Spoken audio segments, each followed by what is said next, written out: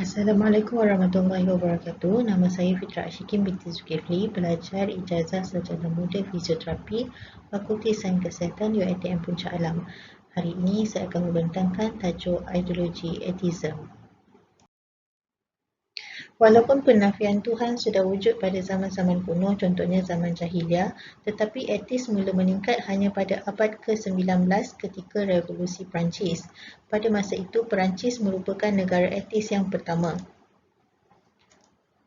Etism bukanlah agama tetapi satu bentuk kepercayaan yang menafikan adanya Tuhan.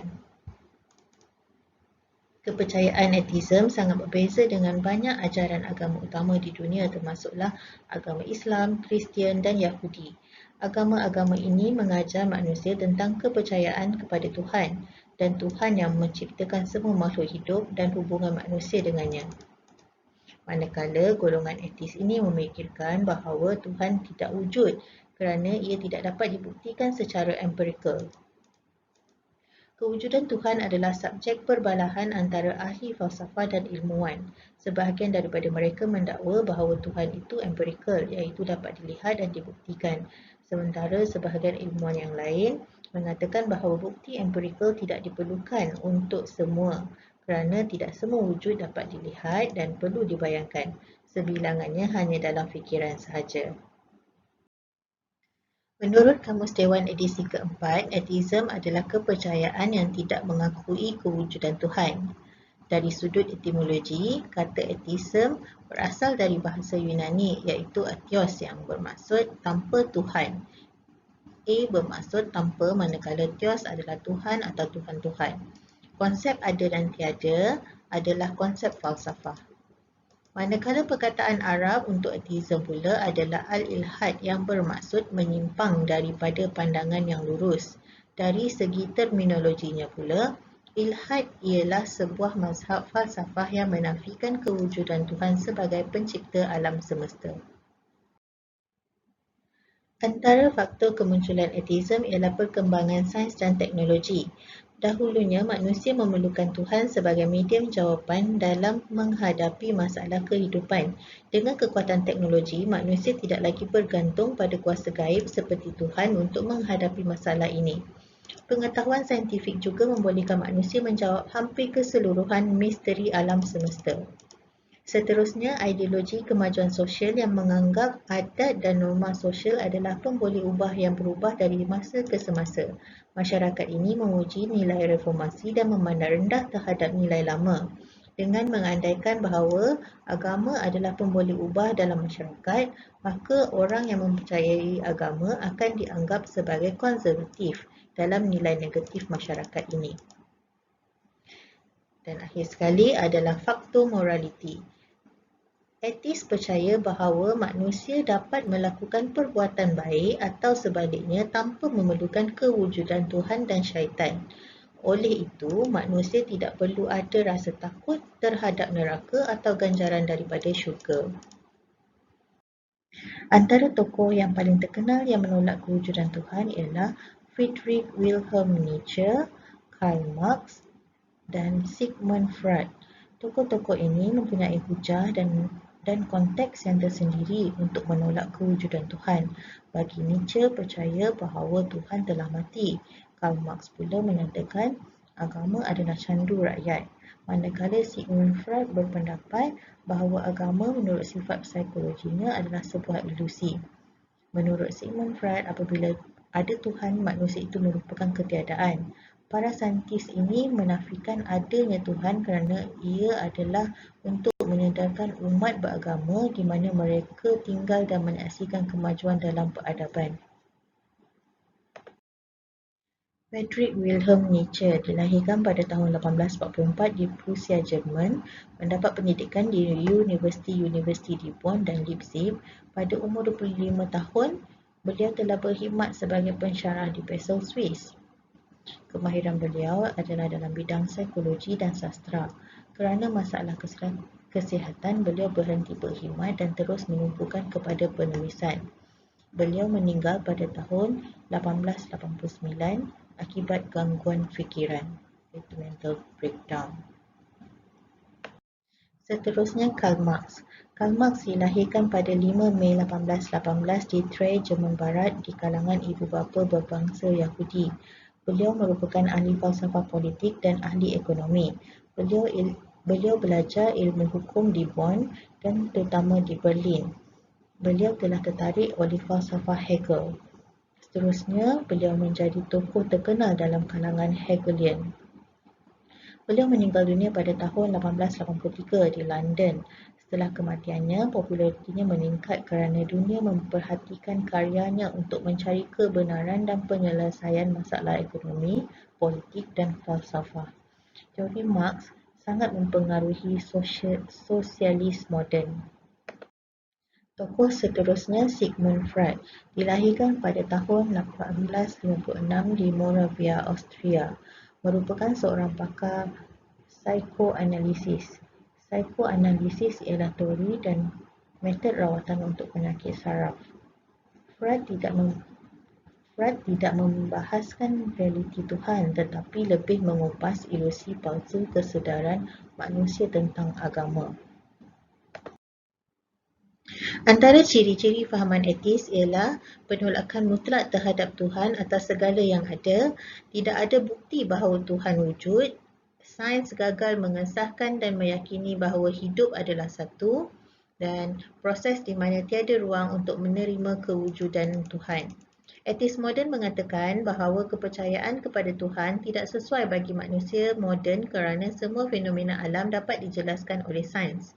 Pada zaman dahulu, kerana perkembangan sains terbatas, manusia harus memahami apa-apa perkara atau fenomena gaib yang tidak dapat dijelaskan sebagai tindakan Tuhan yang Maha Berkuasa. Kini, kerana sains dapat menjelaskan hampir semua fenomena ini, manusia tidak perlu bergantung kepada kepercayaan Tuhan untuk mendapat jawapan. Berkaitan dengan pemikiran ini ialah hanya apa yang boleh dirasakan oleh panca indera sahaja. Akibatnya, kita tidak dapat membuktikan adanya Tuhan, malaikat, syurga dan neraka kerana semua perkara gaib ini tidak boleh dirasai oleh panca indera. Bagi etis, yang ada hanyalah alam kebendaan yang terhad dalam kehidupan duniawi sahaja. Kehidupan rohani dan kehidupan selepas kematian adalah khayalan manusia yang tidak dapat dibuktikan dengan fakta kebenaran sehingga boleh dinafikan. Antara jenis-jenis atheism ialah positivism, empirism, materialism, humanism and existentialism dan atheism baru.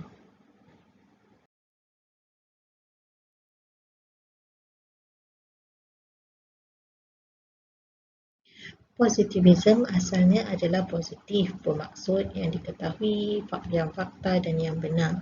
Auguste Comte, tokoh positivism, membahagikan sejarah manusia kepada 3 tahap, iaitu teologi, metafizik dan positif. 3 tahap perkembangan ini bukan sahaja bagi suatu bangsa atau suku, malah bagi individu dan ilmu juga. Oleh itu, fahaman positif telah membatasi dunia dalam hal-hal yang nyata, yang boleh diukur dan yang boleh dibuktikan kebenarannya. Fahaman ini terlalu mengetepikan kemampuan akal fikiran. Disebabkan agama yang mempunyai Tuhan yang tidak boleh dilihat, diukur dan dibuktikan, maka agama itu tidak bererti. Aliran falsafah empirism tokohnya ialah David Hume. Bagi Hume, agama dan etika tidak dapat dibuktikan secara teori, ia hanya dapat dibuktikan secara praktikal. Beliau mempersoalkan bagaimana kita dapat mengatakan Tuhan itu sempurna dan berkuasa ketika kejahatan dan pelbagai bencana berlaku di dunia ini. Hume juga menunjukkan bahawa tidak ada bukti untuk membuktikan Tuhan itu ada dan memiliki dunia. Materialism pula dikembangkan oleh Ludwig Andreas Feuerbach dan Karl Marx. Feuerbach mengubah idealism Hegel menjadi materialism. Menurut Feuerbach, agama adalah penyembahan terhadap ciptaan hasil manusia sendiri yang tidak mereka sedari. Ia adalah angan-angan yang dianggap harus ada pada diri mereka sendiri dan kemudian manusia merasa takut dan perlu menyembah dan menghormatinya sebagai Tuhan. Dengan demikian, manusia menyatakan keseganan terhadap hakikatnya sendiri dengan tidak menyedarinya. Menurutnya, manusia harus menolak kepercayaan Tuhan yang Maha Tahu, Maha Adil supaya manusia menjadi kuat, baik, adil dan bijaksana. Menurutnya lagi, manusia harus melepaskan agama untuk menyedari potensinya. Karl Marx pula adalah pengganti Feuerbach sebagai pembela ateism. Menurut Marx, kerana kehidupan nyata bermaksud struktur kekuatan dalam masyarakat akan menghalang manusia untuk merealisasikan kekayaan sebenarnya, sehingga manusia melarikan diri ke dunia khayalan.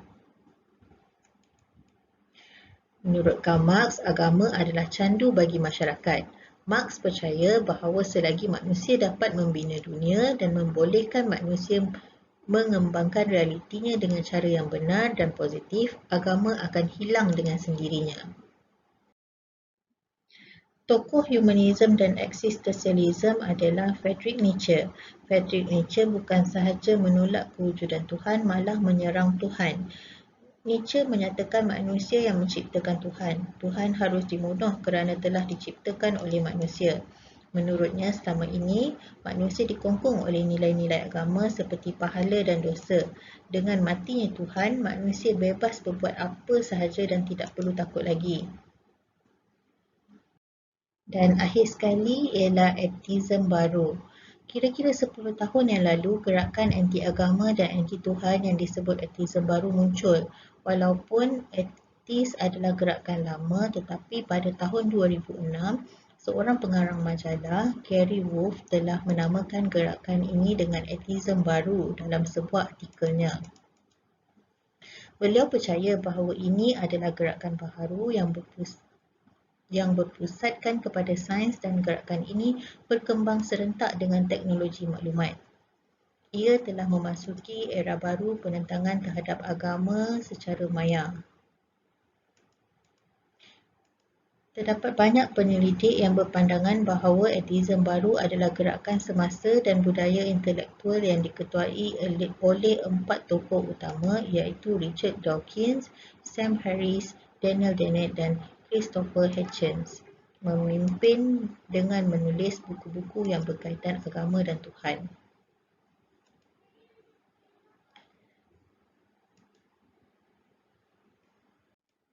Hasil revolusi dalam media dan komunikasi, terutamanya perkembangan internet yang pesat, adalah salah satu faktor berlakunya perkembangan etis baharu masa kini. Antara matlamat fahaman ateism ini ialah menyesatkan akidah umat Islam, menyingkirkan kepercayaan agama, serta membebaskan manusia dari perintah dan larangan Tuhan. Dalam hal pemahaman terhadap ateism yang berkembang di dunia barat, Islam menolak kewujudan ateism tersebut. Islam dapat memberikan bukti bahawa Tuhan wujud dan mempunyai kewujudan tersendiri yang berbeza dengan kehidupan yang diciptakannya. Prinsip paling asas untuk menolak ateism adalah dengan meyakini Tuhan menciptakan akal agar manusia dapat berfikir. Pada masa lalu, para ilmuwan Islam sering mengaitkan sains dan agama. Sains diperlukan sebagai bukti tanggapan orang-orang Timur yang menggunakan akal mereka untuk menolak ateism. Oleh itu, sains yang sedang dikembangkan di dunia sekarang ini sebenarnya tidak berkecuali.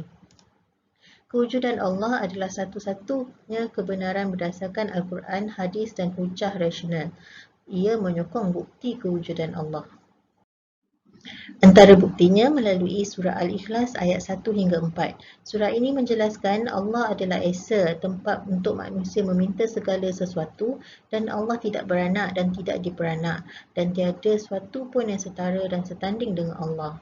Selain itu, surah Al-Baqarah ayat 220 dan 221. Ayat ke-220 menjelaskan bahawa Allah mengetahui mengenai manusia yang melakukan kerosakan dan manusia yang melakukan kebaikan atau pembaikan, dan Allah adalah yang maha perkasa dan maha bijaksana. Sifat maha mengetahui, maha perkasa dan maha bijaksana wujud pada Allah, dan sifat-sifat ini menunjukkan Allah wujud kerana semua sifat berkenaan wujud pada Allah yang wajib wujud.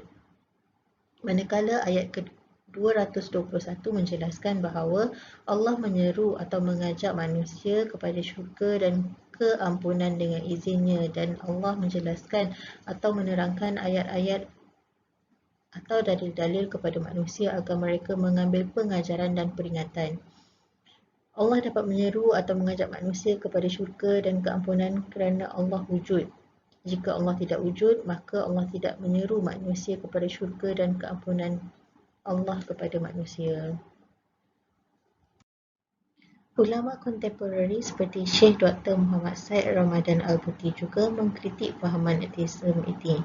Beliau ada berhujah tentang kewujudan Allah, antaranya bukti mustahil beratnya sesuatu tanpa benda yang memberatkan. Beliau menjelaskan segala sesuatu yang demikian sifat dan halnya sudah pasti ada satu kesan dari luar yang memberatkan salah satu daripada dua sudut yang berlawanan. Kekuatan ini ialah kekuatan Allah, Tuhan Maha Pencipta.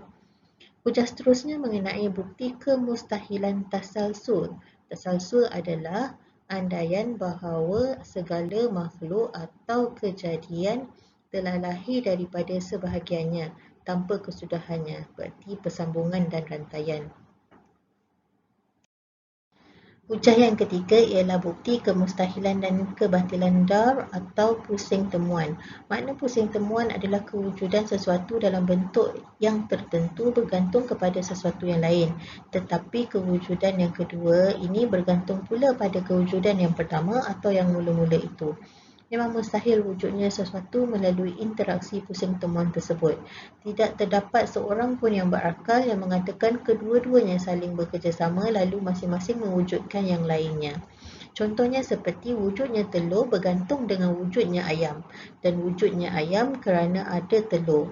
Kalau kita andai tiada jalan lain untuk menentukan kewujudan telur atau kewujudan ayam, maka sudah pasti kedua-duanya akan terus tiada sehingga ada suatu kesan dari luar yang dapat memecahkan pusing temuan tersebut. Selain itu, pandangan ulama lain seperti Syekh Dr. Yusuf Al-Qardawi juga mengkritik fahaman yang menafikan kewujudan Tuhan ini dengan menyatakan bahawa penganutnya tidak mempercayai konsep ketuhanan, kenabian dan pembalasan hari kiamat.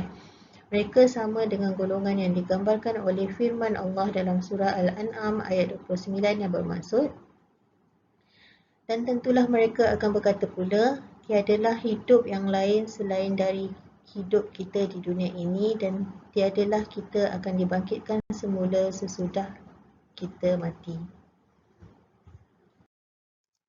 Salah seorang individu di Malaysia yang terpengaruh dengan fahaman ateisme adalah Julie Sumardiati. Beliau lahir dan dibesarkan di Ketereh, Kelantan dalam keluarga Islam dan mempelajari Al-Quran sejak umur 5 tahun lagi.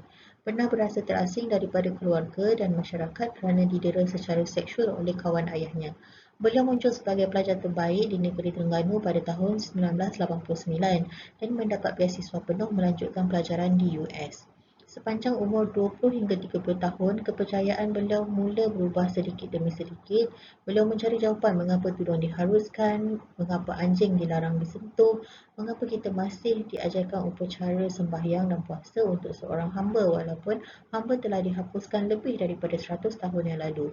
Perlahan-perlahan, beliau mula melihat ketidaksempurnaan dalam Islam dan kepercayaannya terhadap Islam secara beransur-ansur semakin lemah.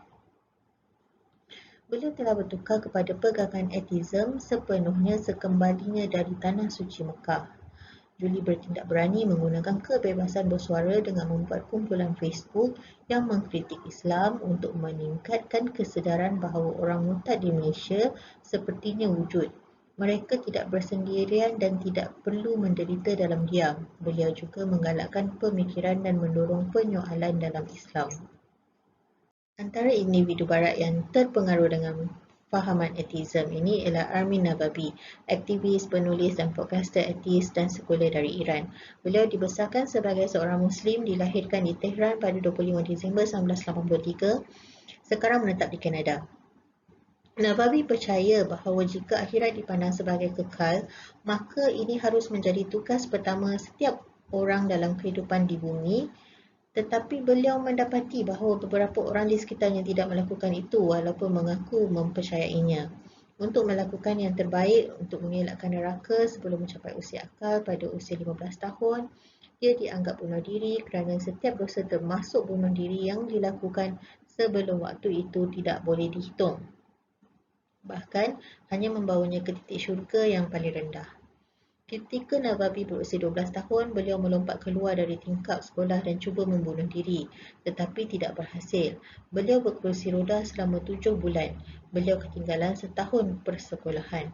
Semakin beliau belajar, semakin banyak keraguannya kerana agama ini tidak masuk akal baginya. Dalam kehidupan sehari-hari, umat Islam sangat menuntut pengorbanan dan semua orang bukan Islam dihukum dengan penyiksaan abadi. Mengkaji agama lain semakin menimbulkan keraguannya. Pada tahun 2011, beliau mengasaskan Badan Pemikir Bebas Atheist Republic dalam talian, sebuah organisasi nirlaba yang berpusat di Kanada. Pada masa kini memiliki ratusan cabang yang disebut konsulat di beberapa negara di dunia seperti Malaysia, Indonesia dan Filipina yang memungkinkan orang-orang kafir untuk berinteraksi dalam masyarakat yang sering dihukum dan ditindas oleh agama murtad dan penghujatan. Kita beralih kepada kesan atheism. Kesan terhadap individu meninggalkan impak yang sangat besar dalam kehidupan mereka kerana kerosakan akidah serta tidak memperoleh kebahagiaan di dunia dan akhirat. Individu itu juga akan mengalami masalah atau implikasi dalam menentukan identiti diri, iaitu penentuan status agama seseorang. Sebagai contoh, masalah atau kekeliruan berlaku seseorang yang murtad telah meninggal dunia. Hal ini dikatakan demikian kerana berlaku kekeliruan ketika upacara pengkebumian. Persoalan bagaimanakah cara untuk menguruskan jenazah tersebut sekiranya dia tidak mempunyai status agama yang sah. Selain itu, golongan ini juga boleh menimbulkan konflik dalam keluarga. Konflik antara ahli keluarga yang beragama dengan ahli keluarga yang ateis. Tiada penerimaan yang rela kepada orang atau ahli keluarga yang keluar dari agama. Terdapat juga ahli keluarga yang tidak akan mengambil endah kerana terlalu kecewa dan boleh membawa kepada pembuangan individu tersebut dari keluarga. Fahaman etis ini juga boleh menyebabkan berlakunya ketegangan dan hubungan silaturahim antara masyarakat akan renggang. Kerana terlalu banyak ideologi baru yang bertentangan dengan bangsa dan agama lain, masyarakat akan berpecah. Perjuangan antara agama lain yang disebabkan oleh pemalsuan dan penyelewangan ideologi telah menyebabkan berlakunya perlumbaan untuk mengkritik dan menghina agama lain melalui media sosial dan alat komunikasi yang canggih. Kesan terhadap negara pula, negara akan mundur kerana sukar untuk mencapai perpaduan dan kesatuan kerana kebencian terhadap manusia beragama. Kesimpulannya, golongan yang menolak kewujudan Tuhan tidak percaya bahawa satu kuasa agung selalu ada di sisi mereka. Mereka hanya menggunakan kaedah rasional ketika melihat bukti kewujudan Tuhan. Bagi sebilangan etis ini, mereka mengakui perlunya kepercayaan agama tetapi menafikan adanya Tuhan. Mereka juga percaya pada kuasa fenomena gaib yang lain dalam masalah.